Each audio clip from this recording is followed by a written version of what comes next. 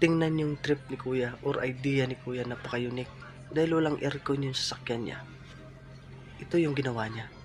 Kumuha siya ng PVC ng pagayan at tinali niya sa side mirror. Instant aircon, di ba?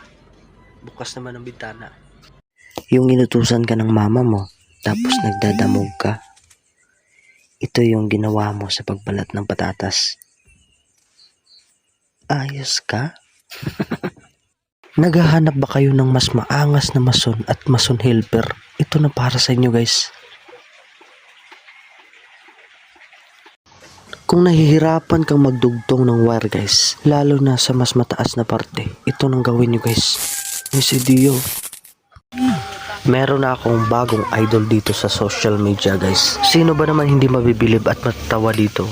May pahalik-halik pa sa maso. Hey! Aba. May helper ba kayo na ganito? Ayos yung idea ni kuya. Dahil tingnan nyo, cellphone lang ng cellphone. Hindi mautusan. Tingnan nyo yung cellphone.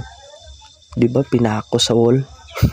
Ano yung gagawin mo ngayon dyan? Yan ang bagay sa'yo, kuya. Upo ka kasi ng upo eh. Yan tuloy, dumikit yung cellphone mo na nakapako sa wall. Ang galing mag-parking, guys. Hop.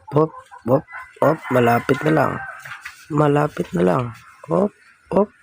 Ay, putik. Alam nyo na ba, guys, ang ganito natin, pwede palang makakuha ng pako sa pinako na kahoy. Galing ng idea, di ba? Ayos yung idea ni kuya, guys. Dahil yung plastic bottle, pinorma niya pang protection sa kanyang pag-grinder. Ayos. Ito lang pala yung idea, guys, para mas safety yung wire natin at hindi ka-ground. Lagyan mo lang ng transparent hose at ipako mo sa gitna. Ayos, di ba? Tingnan nyo, guys, yung ginawa ni kuya. Dahil walang kwenta yung linsa. Dahil sa ganitong idea. Napahanga talaga ako sa ginawa ni kuya, guys. Dahil lahat ng tira niya, asintado lahat. Grabe, oh. Pak.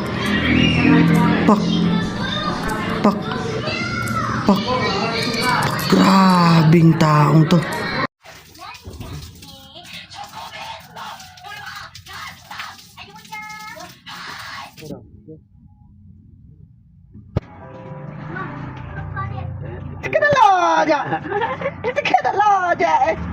Ganito lang guys, ang technique paano maggubay kung hindi na matanggal, oh. Hindi na matanggal, guys. Kunin mo lang yung dupol nga Phillips screw, guys, dupol.